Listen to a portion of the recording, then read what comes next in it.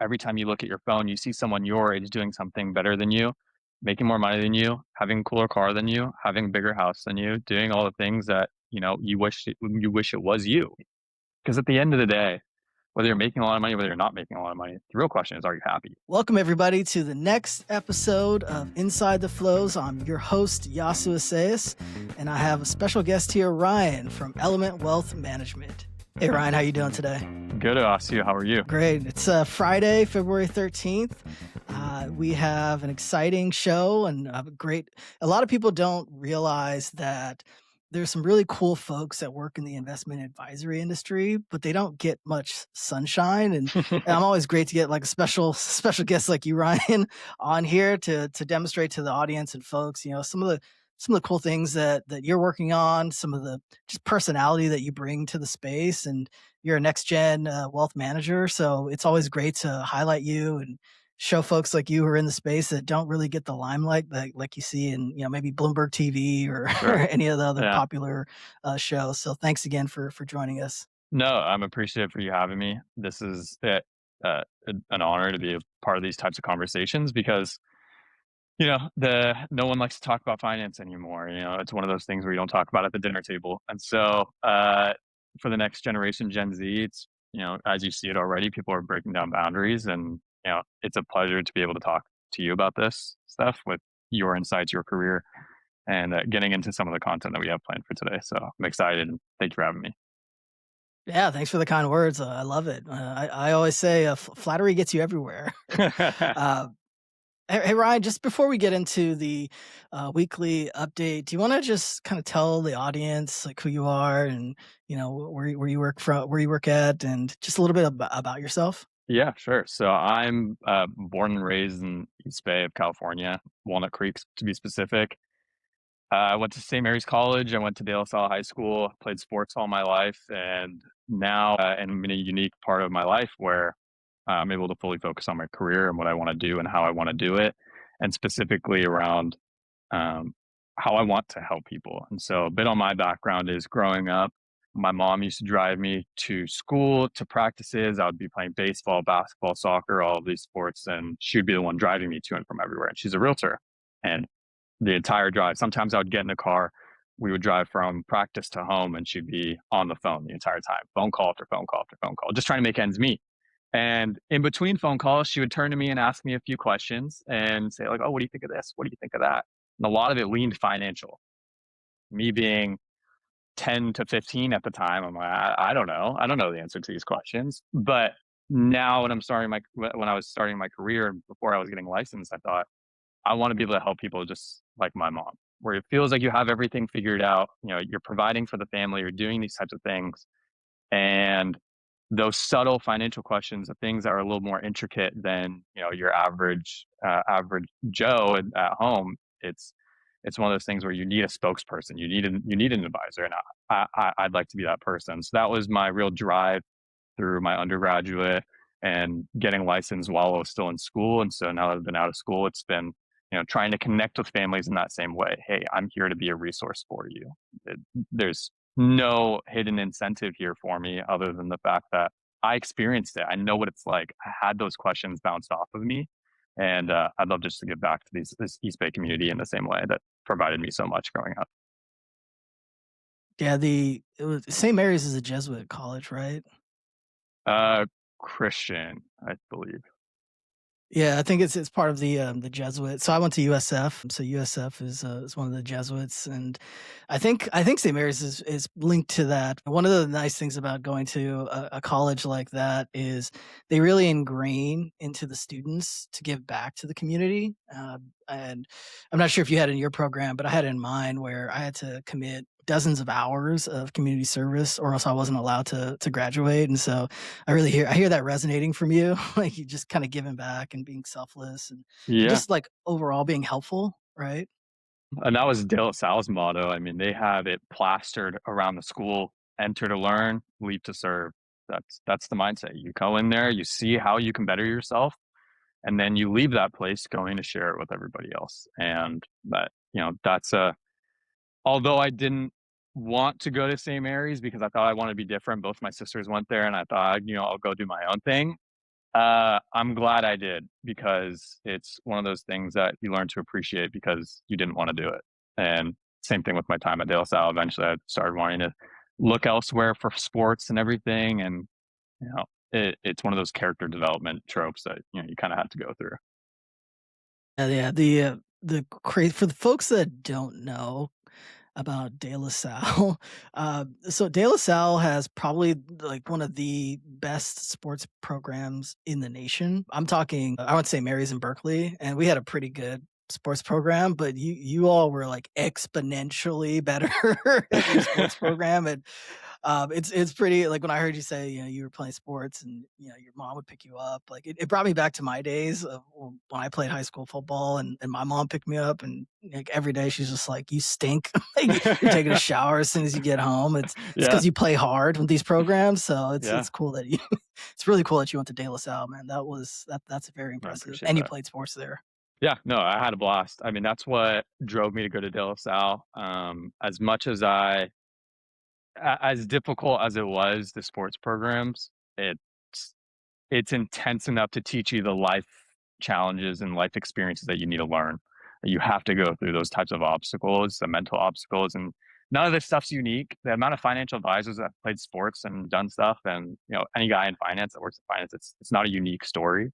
But going through De La Salle, it's a rigorous education system, rigorous athletic program. You eat, sleep, and breathe the sport. You're doing it before school, you're doing it after school. And I mean, there was sometimes because I was coming from Pittsburgh, California to Concord to De La Salle. I would leave around 6 in the morning. I wouldn't get back till 6, 7 at night. It was just the way it was. Get home, do a little homework, eat some food that my mom left in the microwave for me, and then repeat the next day. Yeah.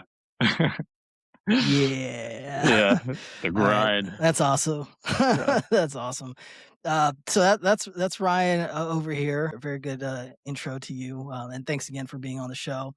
We're gonna move on to the weekly recap. So it's one of my favorite parts of this show, where we talk about what happened this past week and try to make sense for it for our audience. And sometimes our audience members, they read the headlines and then kind of move on, but then forget about the impact. Well, we like to remind folks, hey, there's some important things that happened this past week, and let's have a little chat about it.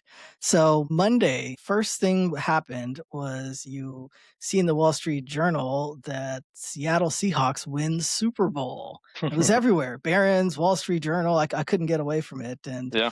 there was the biggest part of the show wasn't even really the football game. It was the halftime show. Bad Bunny led his halftime show with what ended up being the most viewed halftime Super Bowl show ever. So congratulations to Yeah. Bad Bunny. I did not know how many fans he had until after that article I read about it. And yeah, he is an international phenom.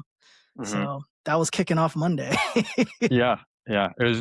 I thought it was cool to see. I mean, I think it was a little counterintuitive. I don't know how deep in the weeds we want to get of it, but I thought it was a little counterintuitive to give all the attention to say not to watch the halftime show. I mean, it broke records. I think, I, if anything, I thought it brought more attention to the fact. I thought it was pretty cool. Yeah, yeah, it was, you know, worked out well for him. The other thing that happened more into the markets and whatnot, the other thing that happened, which was pretty cool also, was that Alphabet issued a century bond. So Yeah. that hasn't happened too often where you issue some debt for 100 years. No. Yeah. But it definitely played into Google's big bet on AI, and I think they're going to spend about $180 billion on AI and AI infrastructure for the company. And so, going to the markets to finance this with some debt seemed like the right move for Google. And they found out that they were oversubscribed. So I know in the U.S. they were able to get 20 billion, but in Europe and the UK they got even more, or not more, but they got in addition.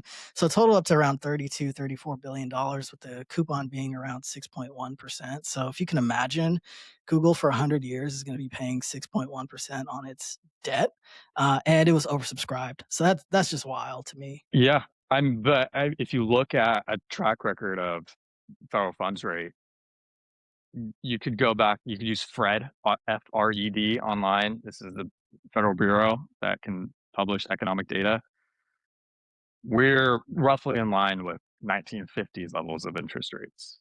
The idea that interest rates are high right now, people don't really recognize that in the 80s we were pushing 13%. And so for Google to lock in a 6% for themselves to be paying, it's going to be interesting the way it pays off. We don't know what's going to happen. We don't know what's going to happen with interest rates, but for the for the average person not really understanding what's going on here and what this means, you and the sheet put it really well a few weeks ago, where a couple of years ago we were begging for these blue chip companies to do something with their reserves. And now that they are doing it, they're doing things like this. So I think it'd be really interesting to see how it's going to be shaped up in the next few weeks, what funds are going to be tied to specifically AI technologies and uh, the R&D behind it, whether it's picks and shovels for data centers, whether it's the actual robotic, whether it's the actual cybersecurity, whatever that means. It's gonna be really interesting to see. But the fact that they locked up and they're for that long is, there's a risk embedded into all of that, and it's gonna be something that they're gonna have to hold on to, obviously. So just something to consider. But obviously, they've got their own analysts, everyone on board. So it's just a waiting game to see how it goes. Yeah, I'm sure they're gonna use it well. I mean, Google's been cutting their staff, they've been cutting costs, for about 2 years now, and, I'm sure a lot of the cash is gonna go to, just infrastructure build, data centers and energy, but it'll be interesting to see, at the year 99 when Google finally hits that check, or, if Google ends up selling itself. We'll see. We'll see Yeah. what happens there. And moving on to, like, Wednesday, so there was, like, a jobs report that came out, finally, and Hmm. the US added around 130,000 jobs, where it was, I would say 80,000 of those jobs were in the healthcare sector, and then of those 80,000, around 50,000 of them were ambulatory services, which I thought was pretty cool. I was like, "Oh, wow." So there's, what does that mean? Like, Yeah. there's a bunch of ambulance, drivers now on the road, but healthcare was the basically the driving force behind the jobs report, and white collared and finance roles, apparently they're shrinking. And Hmm. if you want to think about how AI is changing the dynamics of the U.S. workforce, that could be playing a big part in it. Yeah, it's interesting, especially considering the high barriers to entry for these types of positions, whether you're going into healthcare, if you're pushing to become an MD, or whether you're trying to become a financial advisor, the barrier to entry it's tough at the beginning. Depending on what route you're at, it's going to be tough. And then thinking about some of these other jobs that were included in the report, it reminds me of, I think it was around July of 2025, August, when Microsoft published their 40 40 jobs that are at risk of AI, where Yeah. this is very reminiscent of that. And now it's kind of a thing in the past where, everybody kind of remembers it, but no one really talks about it anymore. And then this comes out and it's kind of popular again. Will it come back again? No one really knows, but I think it comes down to a few things where you've got this high barrier to entry to get into some of these positions. Obviously, this jobs report isn't great, but you're also considering the fact that in this report, they're talking about what drives people to choose these jobs. And some of the people are saying that they choose the job because of the pay, uh, not the experience, not what they would like to do for their clients, what they would like to do for their patients or anyone. They chose it for the pay. There's a trade off with that because those people that are going to healthcare, they're taking on an incredible amount of student debt, and that stuff takes time to pay off. I mean, I was just talking to my dentist, and he said he just paid off his student loans, and he's settling down. He's had kids and everything. So it's one of those things just to take into consideration when we're talking about jobs. It tends to go into short termism. What's happening right now? Crisis. It's crisis. It's crisis, and you know it doesn't have to be like that when you start taking into consideration. Hey, we had a similar report a year ago. It's That's just the way Yeah, it is. it's funny, to your point. I tend to find that, the way the media cycle is now is, if it, it's old saying, if it bleeds, it reads, right? We have this. We could talk, like, have a whole show about this, about the monetization of enragement, and Hmm. how editors are, encouraging much more clickbaity types of articles to get folks' attention, and it's like, Yeah, oh yeah, bad jobs report and doom, doom, gloom, gloom. Why do they do that? Because people read it. Like, yeah. these newspaper agencies, whether it's the Wall Street Journal or CNBC or whatnot, before they would print, newspaper articles and then push Hmm. it out and then, call up people and say, "Hey, what do you think about the article?" Hmm. Now they have all this data because we're all reading it on websites now, and they can see which types of narratives get people to come back and, Hmm. pay more for their subscriptions and whatnot. And they're Yeah. finding out that, if it bleeds, it definitely does read. I'm so glad you mentioned that because when I was at St. Mary's during my last 2 years when I was trying to develop my research, I asked for paper copies of the Wall Street Journal. And they said, "Sorry, we don't have that anymore. It's all electronic." I'm like, "Okay, cool. All right, thanks for that. Thanks for that." And I had to pay for it to get the subscription, get the access to the articles I wanted. But you know, a lot of news companies are doing that now. If you look on CNBC, around the time when markets start experiencing some volatility, my mentor, Chris Held, he has a picture of the Dow, the S&P, and the Russell, and it's a screenshot, and there's pitchforks with fire on it, and it's with CNBC. And then we made a LinkedIn post about it, and then we put that side by side a year later, and a year later, you have it again, and the levels there where the S&P Yeah, yeah. was, and what some of these other indices. It's very fear mongering, and that's just kind of what you have to do, and that's kind of how you have to take these articles at base facts, look at them, do your own research, come up with your own conclusion about them, but also keep in mind, not taking into consideration, keep in mind that there's backstories to this stuff about how news is going to be transmitted. Yeah, there's a business model, right? And they figure Yeah, it out. Most of these companies, they're all smart people. They figure it out. Like, how to extract more value out of this product or solution. yeah. So It you're sounds spot like, on. yeah. I mean, it sounds like I'm saying this article isn't worth anything. I mean, it's incredibly insightful for my generation, what jobs are going to be opening up, whether the jobs in finance are going to be available for them, whether the jobs in healthcare are still going to be available for them. If it's increasing now, will it continue to increase? It's stuff to keep in mind. But again, take it with a grain of salt. Yeah, and another grain of salt to take was the housing data that came out on Thursday, where they say that sales plummeted 8.4%, which, I'm going to quote this: the biggest drop in 4 years, as freezing temperatures and frozen affordability lock buyers out. I mean, again, it's one of those, if it bleeds, it reads moments and monetization of enragement.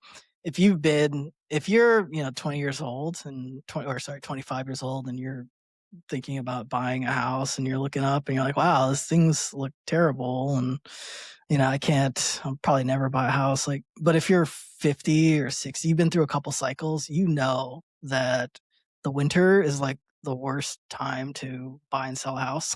Yeah, It's like, yeah, what's the big deal here, yeah. You're gonna guys? be tracking in mud when you just go to view it. It's as simple as that. But at the same time, there are a few other details about this article that are also interesting. I mean, like I said, my background is being able to sit in my mom's car, hearing her talk about real estate for a really long time.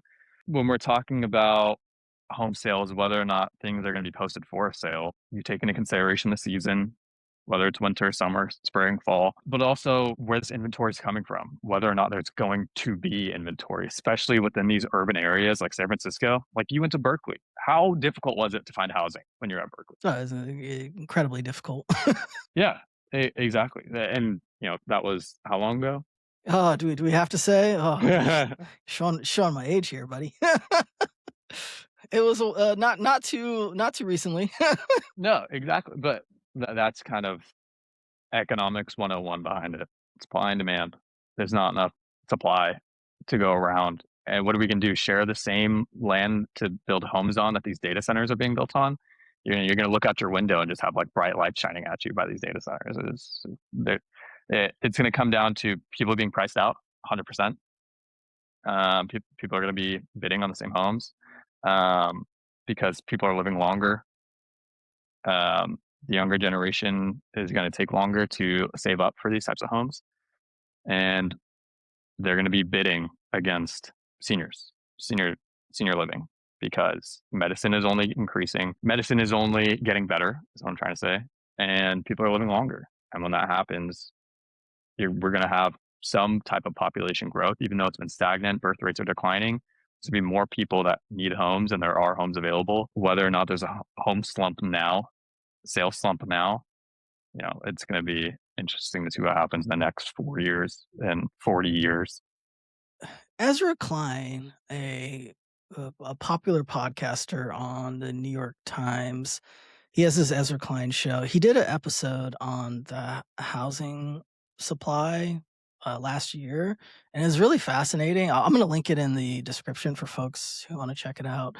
And he basically, helps the audience come to the conclusion that the reason why housing prices are so high is because the home building industry basically stopped building houses after the financial crash of 2008, 2009, or financial crisis, I should call it. And basically that the home builders found it a lot more profitable to squeeze supply and just focus on margins, which means like don't build starter homes, don't build like affordable homes, build, upper homes for like upper income households and, grow on the margins, like try to get more out of each sale than try to, sell on mass Uh-huh. and or volume. And it's like, I mean, it was like a steep drop. I think it was something like prior to the financial crisis, like 1.5 or 2 million houses were being built each year. And then after the financial crisis, it was like 500,000 were being built each year. And that number had like never gone back up to historical norms. So I'm going to link the podcast in the description for this show, but I encourage folks to kind of read it or listen to it and try to get a good understanding as to why we're here. Like how did Yeah. we get here is my favorite question to answer. Yeah. So What I think is really, what I think would be an interesting stat to see is how many people are building custom homes now. I feel that now more than ever, when we're talking about the generational wealth transfer that's bound to happen, the boomers, the Gen X's that hold wealth right now, they're likely building their own homes, or they'd like to. They're going out of the new homes. They're going out of, the house that they lived in for the past 20, 30 years, and now they're finally settling down and thinking, my retirement home is going to be one that I built. And you hear about like town, got a little town center. We got friend over here, and you're all building on the same plot of land. I just think that'd be incredibly interesting because the manufacturing behind all these homes, the quality isn't there. I mean, that's just what you see on social media. Now you can scroll on Instagram or scroll on LinkedIn. You see these inspectors saying, "This is wrong. This is wrong. This is wrong." yeah, You've seen yeah, the videos, yeah, yeah. yeah. So They definitely hit my algorithm and they're funny to watch. yeah, it's interesting. So wrapping up this week, we had a couple of things. One big one, which happened Thursday actually, was that Nuveen was acquiring Schroders for about $14 billion, which means that there's going to be a gigantic asset manager out there now with assets under or a little over $2.5 trillion. And it just goes to show, and this is for the industry folks out there, some of the audience members who are more retail oriented. You might not know these two shops, but they're pretty big asset managers that provide solutions, fund management solutions. They provide wealth management solutions and whatnot as a combined entity. So it's a pretty big deal that they combine, and it just goes to show that there continues to be massive amounts of consolidation in the asset manager space. And I think that's just going to keep going as we, continue on as folks are starting to see that there are synergies that they can, exploit in the asset management world. And as fees start to move towards zeros with funds, just it gets harder and harder to compete. And it's kind of better to just merge with a competitor, or someone out there that can provide additional value to your product and solution set. So I think more mergers are happening, going forward for the next 5-10 years. Yeah, I mean, you're seeing it not only in the asset management space, but also you look at private equity, private credit, start looking even more micro within the wealth management space, advisor to advisor. You're seeing, buyouts, you're seeing these types of mergers and acquisitions of books of businesses. And you know, I think it's going to be something that gets more and more interesting, especially when we have talks about whether or not private equity is going to be accessible into 401ks eventually. I mean, the entire M&A space is going to be fueled by the current. I don't want to necessarily say the current generation, but I'd say the generation above, where they're going to be retiring in the next 15, 20 years, not quite 30, 15, 20, and with the current circulation of dollars that are going around the economy today, these type of bouts only bound to happen, and there's nothing you can really do about it, whether it's a good thing, whether it's a bad thing. But I do think going across foreign borders is cool to see some peace there and kind of spread the wealth a little bit more. I think, especially within UK, once you start factoring where the UK's economy and what it looks like, I think it's a step in the right direction. Yeah, and then finally, the last thing was this morning. Inflation numbers came out. Inflation cooled to 2.4%, which was lower than expected from a number of economists that were surveyed. And so, you're starting to see certain categories pulling back on price, like gasoline, but some that are still staying resilient, like beef. I Ryan, I'm not gonna lie, I went down a rabbit hole on beef the other day. What do you mean? It was, oh man, just to understand like why beef prices are just so high. Because I went to go get some, I wanted to make some, what do you call them, some burgers the other day, and I was What do you looking call at some some burgers? chuck meat. Yeah, some. And I was shocked. I was like, I'm pretty sure this is the price of per pound just doubled since last year. And I just looked into like beef and what's going on. And again, we could have another whole episode on beef prices, but at the end of the day, it's just supply and demand. There's just not enough cows out Mhm. there, and there's a multitude of reasons for that. But some prices like beef are not going to come down anytime soon. They're probably going to keep going up. Mhm. But we're starting to see a cool down on inflation, so that's good for Yeah. everyone, actually. Well, I wonder if the increase in beef prices also has to do with, gosh, I'm gonna sound like a broken record here, but media. I mean, now you're seeing things about beef tallow only. Let me put this, give me some bone marrow and everything, fresh only. I mean, there's a story there to just buy a cow and just stock up for the year. There absolutely, or buy a quarter of a cow and share it with some buddies, or like buddies' families. There is a story there. But I mean, you open up social media now, it's like beef tallow on eggs, and have it with my bone marrow. Because it's got to do something with it. I mean, if people are going to buy it anyways, just because it's popular. That's what I've learned about. I had a buddy of mine in my early years living in San Francisco who had an online store where he would sell like used luxury goods. Like he would buy them. A lot of times they'd be like broken or in disrepair, and he'd like fix them up and he'd make them look really nice and whatnot. And he'd sell them on the internet, whether it's eBay or Shopify or whatever. And it like to your point, Ryan, it got me thinking like, people will just buy anything. Like if you just put it out there for them to they'll buy anything, man. Uh-huh. It's just funny. I'm like, really? You're gonna buy a secondhand Chanel bag that's been around for like 30 years? And like, yeah, they will do that. Yeah, it's vintage. It's vintage. All right, Don't man. even get me started. Don't even get me started. But I won't even get into it. I can rant about modern day thrifting, and oh my gosh, it just ignites something in me. Why are you selling a $60 jacket at Goodwill? What? Like, why are you paying $60? A Goodwill is designed for lower income families. stop going to Goodwill to spend $60 on a jacket. Oh my gosh. And then somebody will go and buy it. That's the funny part. Yeah, and then next thing you Uh, know, it's gonna be $80. Yeah. yeah, yeah, right. Supply and demand. Yeah. So that was our weekly wrap up. That was a lot of fun. Thanks for joining me on that. Yeah. Thinking about just kind of how Google's betting on like the next century, and we've seen this like Nuveen doing this massive scale up, and then we're also seeing like this the average person is seeing like the basically like the housing ladder being pulled up, and Mhm. job market isn't looking too great. So I want to turn to this idea, Ryan, that I was thinking about.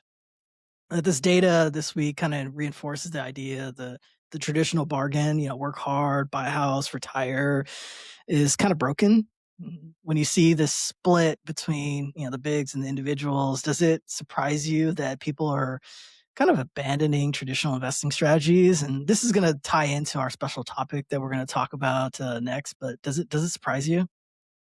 Yeah, I mean, to be frank, I have to avoid giving investment advice about investment strategies and what's seen traditional and not, but that is the burning question is what to do in the face of adversity where it feels like everything and everyone is going against you. What do you do? Well, I mean, there's a couple of things. First thing as an advisor, as a family wealth advisor, my job is to help manage and mitigate risk over the duration of your life within a portfolio. That's my job. It's also help to minimize mistakes over the long run. Volatility will happen. Risk of principal is going to happen all the time. That's just inevitable. But that comes more towards like individual responsibility. How can I help steer and guide individuals to think with their head and not their heart? Because it's their money. What do they do with it? The second part is um, infrastructure. When everything feels like it's going against you, when home prices are getting so expensive that Gen Z and millennials are feeling priced out of the current economy, it begs the question to your point of how many homes are actually being developed? What is the quality of these homes? What is the location of these homes? If you're just located right next to a data center being built and it's selling for top dollar, it's not it's not ideal. And so that's more of a culture question, a more ethical, is it right question than a financial question as of how am I going to make this work? So I think that's kind of the difference here is, you know, traditional investment strategies, that's more, I'm phrasing that as how do I make it work when it feels like everything is against me? It's not a question of what is fair and what is not fair. And I feel like that's really important because for Gen Z, we have this bias where we're not going to do the low paying jobs. We're not going to take the positions that we don't feel is fair. We're not going to do that. Why? Is because we saw our parents complaining about the same things. We saw our parents complaining about the jobs they did not get, about the raise they did not get, about the bid that they didn't get that didn't get accepted. If you're talking about entrepreneurship or the client that they proposed to isn't coming over, whatever that looks like. Um, it's going to come down to staying headstrong in that front and that adversity to steer towards potential financial independence. No financial independence guaranteed, but it also requires doing the boring things and doing the stuff that you don't like doing. You know, I'm not here to sound tone deaf to someone that's working minimum wage. My first job was working and getting paid $13 an hour. It's, it's not here. I'm not here to sound tone deaf and, that people are not struggling, but it takes a struggle. And my background in philosophy, and I think this kind of ties into the next topic, is you have to experience some type of struggle. And I think Gen Z is in a really powerful and unique opportunity that no other generation is facing when we have this generational wealth transfer pending. And we're in a unique opportunity where the economic opportunity and the philosophical opportunity to align ourselves towards some type of value, some type of actual orientation to front adversity is going to be crafted in this current moment where we feel like we're struggling the most. When home prices feel so far to reach that it feels like we're just reaching for something and trying to grab it. And right now is a time where you're mopping the floors to be able to go do something else later. And I feel like that's really important because once you look at the uh, wealthy entrepreneurs that we have today, what do you see? Oh, James DeMullen from School of Hard Knocks. See him when he goes, "Sir, how old were you when you made your first million?" Half of these people, I'll say they were broke when they first started, and that's what you have to take into consideration when you're looking at the course of economic development. Is every single economic theoretician said that capitalism is inherently cannibalistic. It will eat itself. It's going to have volatility. It's going to experience uncomfortability for the people that are in there. But when you look at full business cycles, take Joseph Schumpeter, for example, his idea of creative destruction. Entrepreneurship will drive to create change. A new Apple might come out, a new Google might come out. We don't know. But that is the stuff that's going to take us into the next generation. And if you look at the source of wealth, a lot of it's come in the past 15 years on the tail end of a lot of these older generations' careers. And so, again, I don't want to sound tone deaf, but this idea of banning traditional strategies, it's more of a question of what do you do and how you do it. And it takes doing the hard stuff and doing the boring stuff that no one wants to do. And that's not a very like cutesy, cutesy answer, but it's not a cute lifestyle at first.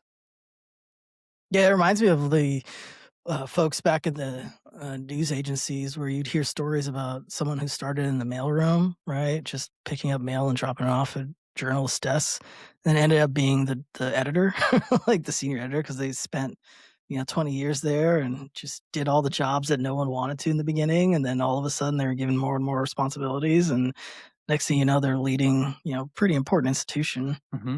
Yeah, and the idea that that's not that doesn't exist now. I don't know about that because it is absolutely true that Gen Z will not participate in. They will choose not to participate in it. The climbing the corporate ladder, they will choose not to participate in it, to get themselves in it, to get themselves in a bidding war with another individual, and the other individual gets the job and they gets a pay raise and they didn't. That comes down to a moral orientation. That comes down to what do you do? How do you do it? And with the trend of AI, it's going to come down to how do you make yourself irreplaceable? How do you make yourself irreplaceable by AI and irreplaceable by another individual? And I feel like that's the real underlying question and how people are going to really advance themselves and get themselves in positions that, can benefit them over the trajectory of their careers.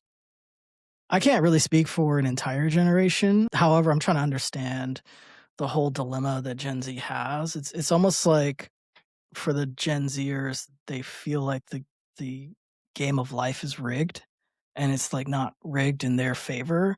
But what you're telling me is that the game is absolutely not rigged. The game just needs you to work to achieve certain long-term goals. Like nothing, not nothing, but short-term goals happen.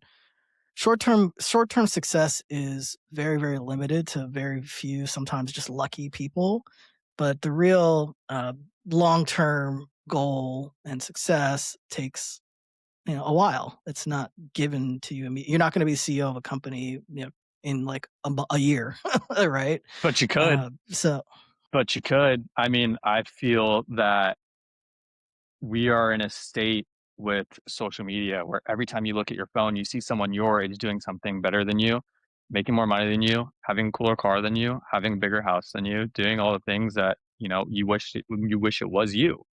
And uh, I I would love to see a stat about the rate of change in entrepreneurs that have entered the field, what they're doing, how they're doing it, and I'm pushed to believe that more people are doing it now than ever. I mean, you look at the space of content creation, you're looking at the space of just small business owners in general, whether it's mom and pop shop, taking over the mom and pop shop, branching it off into something different. I'm not saying that the struggle doesn't exist. I would say it exists, but there's an opportunity there. The opportunity falls in Gen Z and millennials' unique traits that it holds that Gen X and boomers did not have. Where now it feels like everything's against us and our back is against the wall of I've got to turn down this job offer. I'm going to go get another one. I've got to calculate my value to employers and set a final base salary that this is absolutely what I need to be paid or whatnot. But when you're contrasting that with investment decisions, all everything in between that is going to be some type of orientation that you need. You need some type of like guidance there. You can't just make up this decision willy-nilly. You've got to map out your life. You got to say, where do I want to be 10, 15, 20 years from now? What do I need to do in the next 5 years to get myself there? And once you start taking that stuff into perspective, you end up reaching some type of reunification of philosophy again that we've lost. And that's what I wanted to kind of mention today. That I was thinking about after these news articles is John Stuart Mill's utilitarianism. It sounds crazy, like what the heck? What does this have to do with my life today? But this idea, this thinking, this cost benefit analysis that we run by taking one job over another, taking one investment decision over another investment decision. It comes from Mill. What is going to provide me more utility? What is utility? What is going to give me more pleasure? If this job that's just giving me more pay is going to give me more pleasure than taking the job with lower pay, well, there's no actual philosophical orientation in that. That's purely calculating. But life isn't a calculation. Things are going to happen. Things are going to be emotional. And Gen Z and millennials, I think, are in this unique opportunity to guide themselves in a place where it feels like we're struggling. We can have some type of moral orientation here to, bring out better values. And we start off with ESG. Maybe it's guiding more towards ESG again. Maybe it's, giving back. I don't know what that entails.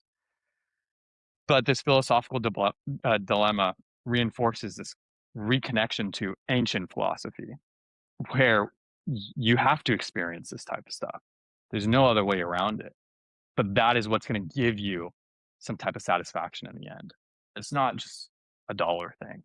It's not just a how do I make it thing. It's what's really making me happy. Because at the end of the day, whether you're making a lot of money, whether you're not making a lot of money, the real question is, are you happy? And if you can become happy in that process of the pursuit of capital that capitalism has, capitalism isn't glorious. There's nothing glorious about capitalism. What is glorious is the pursuit of capital. That's what capitalism glorifies. The fact that you can obtain a large sum of wealth if you were to put your head down and pursue it. But then now, once you actually get these wealthy individuals on podcast or you interview them in the street, what do they say? You got to return back to basics. What makes you happy? Giving back to people, talking to people, doing that type of stuff. And I think that's why I think Gen Z and millennials are in that unique opportunity to do so, because we are in the struggle. We are in the struggle together, and it's only going to get better for us if we rally together and if we come together and share our experiences, talk about finance, talk about the uncomfortable things that, could reshape our entire future, you know, minimize the mistakes, mitigate the risk. How do you do that? Well, we've got to sit down and talk. That's it. Got to understand your risk tolerance, got to understand your time horizon, got to understand the risks involved with traditional investment strategies. It's going to be a long fight, but I don't think it's we're in a point where my generation needs to abandon everything, abandon all the withholding values behind it. Well, it's interesting that you say that your generation doesn't have to, because there's a Substack piece that's going around called "The Prison of Financial Mediocrity," and it's Mm-hmm. it's by Systematic Longshort. That's the guy's name, and he's like a portfolio manager.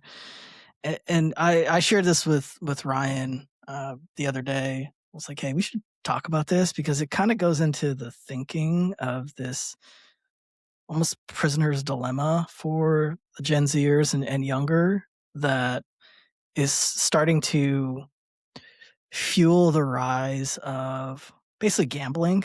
That and the long short long short the quick summary of it is that you're seeing all these kind of casino like companies rising like Kalshi and Polymarket and crypto and So yeah, like funny.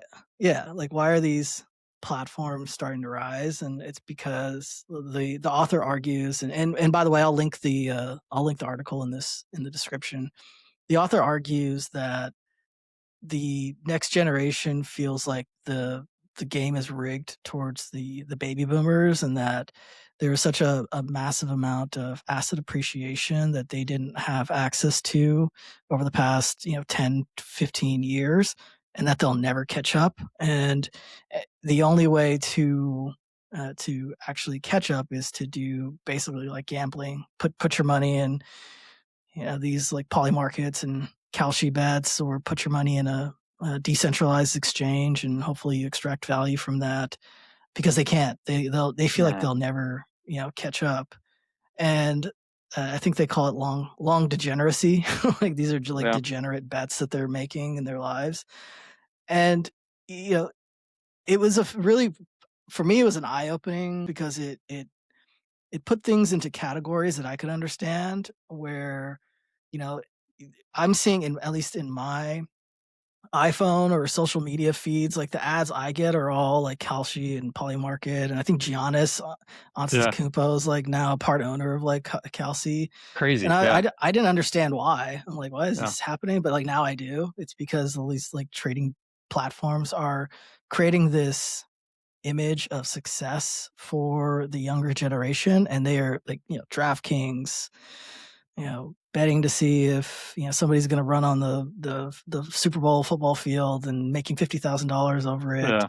Yeah. Like these kind of like massive gains in wealth for little to nothing inputs is it's a way that the next generation feels like is the only way actually to get into the wealth level that they feel like they're earned or they deserve. It's like, what do you think about that article, and like, how does it tie into what you just said earlier, which is basically don't don't fall into this trap No. because it is a trap. Yeah. I mean, this idea of long degeneracy, long as in it will last. It will. It's a place to invest into. That's just me quoting what the idea of it is. But it's an interesting contrast to recent reports that came out.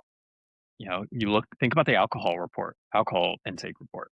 It just came out that we are at an all-time low in the course or over the history of the U.S., where alcohol consumption is uh, declining. It's declining at one of its most rapid rates. Linking that with degeneracy, it's time to think about, okay, well, what are real degenerate activities? And then the article goes to talk about the idea isn't to glorify gambling or to make gambling, the place to go. But it begs the question of, again, what do you do? And this is the author's idea of going long the degeneracy by the degeneracy, and that's a risk question. How much risk are you willing to take on to do that? And it makes me think about the investment options individuals have, and I would steer that in another direction where to degeneracy or to not degeneracy. And my answer to that would be to invest in yourself so that way you don't become a degenerate. That would be my idea there. If you want to like bet on these types of things to, get quick cash, which will never happen, it's one of those things that, has a bunch of illusions about it. But that goes back to Mill's utilitarianism. We we shrink ourselves down to be a purely calculating figure. What is going to have the highest payoff? What is going to bring me the highest amount of pleasure? That's calculation. That's not actually bettering ourselves. So I would say long intelligence, long self-improvement. Buy a self-help book at Barnes and Noble or something like that. I don't know. Whatever way you do better yourself, that's up to you. But I would steer in that direction over, giving people investment advice, blanket investment advice about whether or not to do it. But the path towards wealth um, is not beautiful. What's that saying? Money talks, wealth whispers. It's not. I haven't heard that one. That's a good one. It's not glorious, and I feel like it's really important for my generation to know that there's no get rich quick scheme. There's you gotta pay your dues as much as you try to avoid it, because we saw what our parents went through. We don't want to experience that at the up front, the bridge to our careers at this front. That doesn't mean that you don't experience it at all. So I urge people, the only way to actually be able to recognize it is by betting yourself. Upgrade your mindset. Find different ways to think about certain ways. I mean, this generation's we're pioneering that. Think about the rates at which people are going to therapy and seeking the help that they need, and you know, finding all of these gurus online that are saying you need to start doing this, or like talk to the camera for 60 seconds to improve your speech. That that stuff's really important. That's the bettering yourself idea. You become better at identifying places that where you can be taken advantage of, or places that you could take advantage of, being a better person. So I don't think we need to long degeneracy, but whether you do, that's up to you. Um, but I'm equating that degeneracy with a frame of thought, not as an investment class. I'm framing it as, don't be a degenerate. Yeah, Be yeah, be and someone better. Yeah.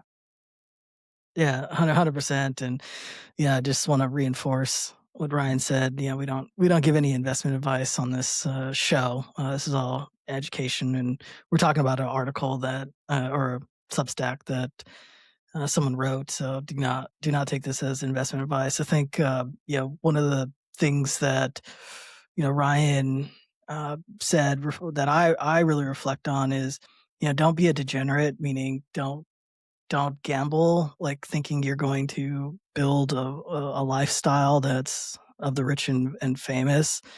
Like, just if you're having questions about where to allocate your capital, or where to invest or whatnot, just go hire a financial advisor. Like, they're there to help you out. Like, that's literally their job.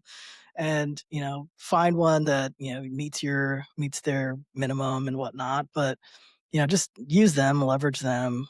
They're gonna, they have a fiduciary duty to help you out and put your interests first. And they're in the business of helping. So talk to them or a wealth manager before, in my opinion. DIYing it is, you can DIY it, but you should definitely have a financial advisor there to help you out in things that you just don't know about, and or you can get taken advantage of, like like these degenerate strategies. And the other thing that was on a deeper level for article, the author is well, he says he's a portfolio manager. So when he's saying like go long degeneracy, he's not just saying millennials and Gen Zers, you have to buy decentralized exchanges or crypto or prediction markets or whatnot. He's saying like buy into those platforms. So like buy like get the governance token of the decentralized exchange and extract as much value as you can per trade. He's saying, buy Coinbase, buy. He's actually like, he kind of is giving investment advice on his platform, but again, talk to your financial advisor. Don't just go off of what someone on a website says. But it was an interesting article, and he definitely gives a good story about how trapped the next generations feel when it comes to having a life that the baby boomers had, and how they can get there. So it was very emotionally driven article. No, absolutely. I mean, when you read this, if you take a 30-second browse at it, you're thinking he's hitting on all of the pain points I feel like I'm having right now. That's the view of the reader. And once you start actually dissecting what he says, he goes from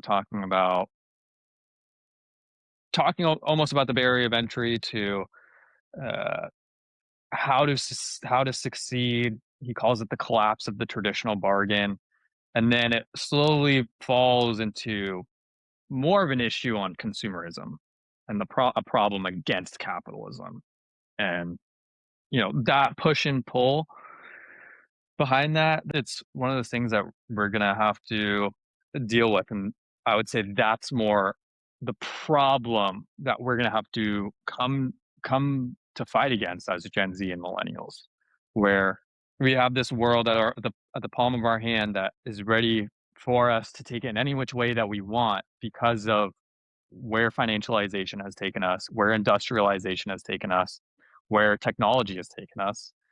And it begs the question of, are we going to continue just to scroll and get turned off by the fact that we can't just move on to the next thing in real life as we can on our phones?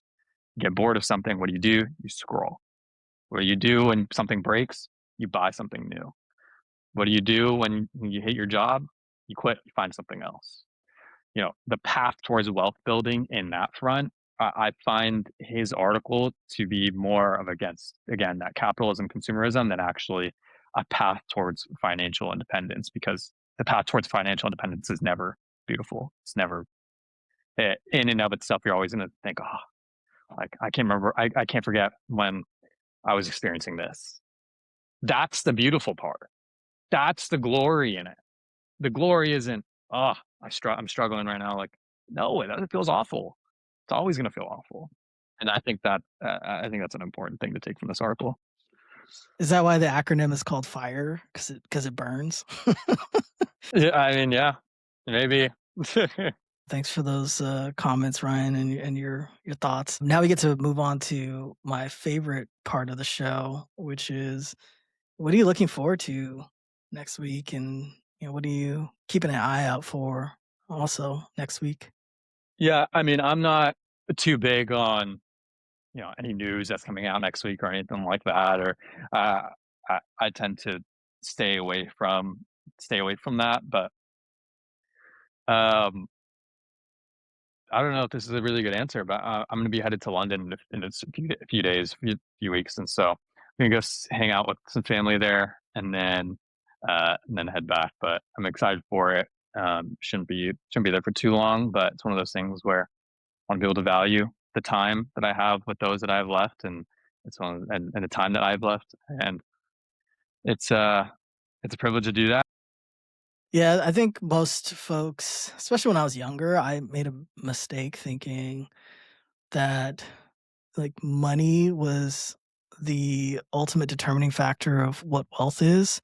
But as I got older, I've like rejiggered that equation, and it's really time. Like the more time you have for yourself to spend it as you see fit and with who you want to be with, I think those are the wealthiest folks in the world. So, going out to London or, your travels to be with family and friends or whatnot, you're very rich in life is how I would look at it.